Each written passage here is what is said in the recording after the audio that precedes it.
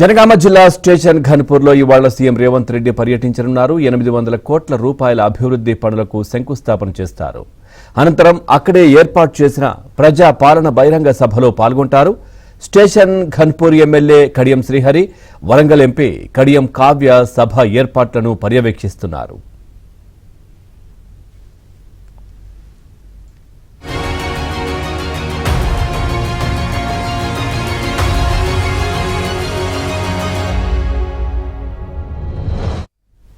CM tour పై మరింత సమాచారం మా కరెస్పాండెంట్ నవీన్ అందిస్తారు. Naveen, over to you. ముఖ్యమంత్రి రేవంత్ రెడ్డి స్టేషన్ ఘన్పూర్ నియోజకవర్గంలో పర్యటించబోతున్నారు. పలు అభివృద్ధి పనులకు శంకుస్థాపనలు చేసిన అనంతరం ఆయనకు స్టేషన్ ఘన్పూర్లో కృతజ్ఞత సభ ఏర్పాటు చేశారు. ఈ సభకు సంబంధించినటువంటి ఏర్పాట్లను ఇప్పటికే ఎంపీ కడియం కావ్య కూడా పర్యవేక్షణ చేశారు. పర్యటన ఎలా ఉండబోతుంది అనేటువంటిది ఎంపీ కడియం కావ్య మాటల్లో తెలుసుకునేటువంటి ప్రయత్నం చేద్దాం. చెప్పండి ఎంపీ గారు, ముఖ్యమంత్రి షెడ్యూల్ ఎలా ఉండబోతుంది? మీరు ఏమైనా కొత్తగా రిప్రజెంటేటివ్స్ ఉన్నాయా మీరు చేసే విజ్ఞప్తి? నా ఎంపీ ఎలక్షన్స్ అప్పుడు ఏవైతే హామీలు ఇచ్చామో అవి ఒక్కొక్కటిగా నెరవేరుతున్నాయి.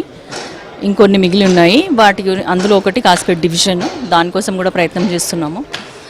ఒక కోచ్ ఫ్యాక్టరీ, తర్వాత Mamnoor airport, under ground drainage, outer ring road కూడా మాస్టర్ ప్లాన్ అప్రూవల్, ఇవన్నీ కూడా మనము శాంక్షన్ అయిపోయినట్టే. మనకి ఆల్మోస్ట్ 5,500 కోట్లతోటి వరంగల్కి అభివృద్ధి కోసం అన్ని నిధులు మంజూరు చేయడం జరిగింది. అంతేకాకుండా ఇప్పుడు ప్రస్తుతం మన దగ్గర స్టేషన్ ఘన్పూర్లో ఆల్మోస్ట్ 800 కోట్లతోటి వివిధ అభివృద్ధి పనులు శంకుస్థాపన చేయబోతున్నారు.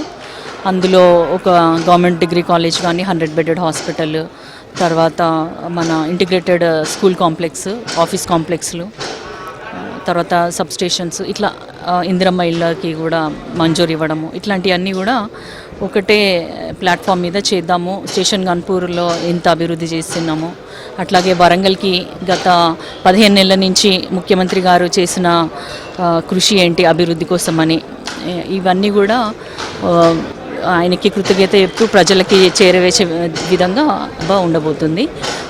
మధ్యాహ్నం 1 గంట నుంచి 3 గంటల లోపు సభ అయిపోతుంది. మామ్నూరు ఎయిర్పోర్టు ప్రకటన తర్వాత ముఖ్యమంత్రి రాబోతున్నారు మీ కాన్స్టిట్యున్సీకి. ఆయనకు ప్రత్యేకించి అంటే ఏమైనా కృతజ్ఞతలు అట్లాంటివి కావచ్చు, కొత్తగా విజ్ఞప్తులు కానీ ఏమన్నా చేసేటివి ఉన్నాయి? నేను గెలిచి కూడా సంవత్సరం అవ్వట్లేదు ఎంపీగా, అయినా కూడా 10 ఏళ్ల నుంచి ఏవైతే గత ప్రభుత్వం చేయలేని పనులన్నీ వరంగల్కి సంబంధించి ఒక్కొక్కటిగా సీఎం గారు చొరవతోటి, కృషితోటి అక్కడ సెంట్రల్ మినిస్టర్స్ని కలవడము, వాళ్ళని ఒప్పించడము, తర్వాత ఏమైనా నిబంధనలు ఉంటే వాటిని కొంచెం సడలించడం, లైక్ మామ్నూర్ ఎయిర్పోర్ట్కి 150 కిలోమీటర్ల నిబంధన ఏదైతుందో అది కూడా జిఎంఆర్ సంస్థను ఒప్పించి తేవడం అనేది మాకందరికీ చాలా సంతోషకరం. ఎందుకంటే ఇప్పుడు తెలంగాణలో వేరే ఎయిర్పోర్ట్స్ అడుగుతున్నారు, భద్రాద్రి కొత్తగూడెం కానీ, ఆదిలాబాద్లో కానీ. అయితే అక్కడ హిల్లీ ఏరియాస్ ఉన్నాయి, గుట్టలు ఉన్నాయి, కొండలు ఉన్నాయి అని చెప్పి అబ్జెక్షన్ చెప్తున్నారు.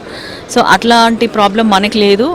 మనము ఒక ప్రాబ్లం 150 కిలోమీటర్ హైదరాబాద్ నుంచి వరంగల్కి, అదొకటి కూడా ఆయన పట్టుబట్టి దాన్ని కూడా తొలగించడం జరిగింది. వాళ్ళు ఒప్పుకున్నారు.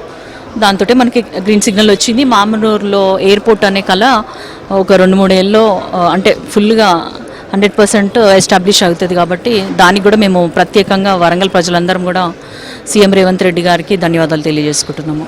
ప్రత్యేకించి కాజీపేట కోచ్ ఫ్యాక్టరీకి సంబంధించి ప్రైవేటీకరణ చేయబోతున్నారు. 90% ఉద్యోగాలన్నీ కూడా ప్రైవేటైజేషన్ కాబోతున్నాయనేటువంటిది తెలుస్తుంది. దీనిపైన ముఖ్యమంత్రి మద్దతు తీసుకొని ఏమైనా మీరు కేంద్ర ప్రభుత్వం పైన ఒత్తిడి తెచ్చేటువంటి నాకు తెలిసినంత వరకు నేను కూడా కనుక్కున్నాను. అయితే అందులో వాస్తవం లేదు. బట్ ఒకవేళ అలాంటి పరిస్థితి ఉంటే కనుక ఖచ్చితంగా ప్రతి దాంట్లో తన ముద్ర ఉండాలి, ప్రతిదీ అభివృద్ధి చెందాలి, ప్రతిదీ పేద ప్రజలకు చెందాలి, యువతకు ఉపాధి దొరకాలి, మన వాళ్ళు డెవలప్ అవ్వాలన్న ఉద్దేశంతో కదా కోచ్ ఫ్యాక్టరీ తెచ్చుకుంటుంది కూడా. సో అట్లాంటి ఇబ్బంది ఏమైనా ఉంటే మాత్రం ఖచ్చితంగా దానికోసం కూడా మేము సెంట్రల్ రైల్వే మినిస్టర్ గారిని వెళ్ళి రిక్వెస్ట్ చేస్తాము.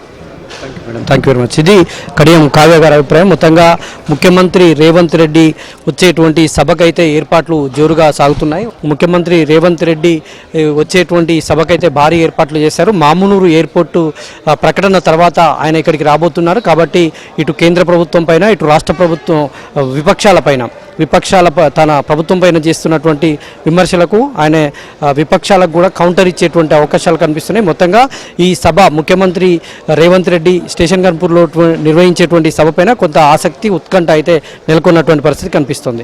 వీడియో జర్నలిస్ట్ జగదీష్తో నవీన్, ఏబీ.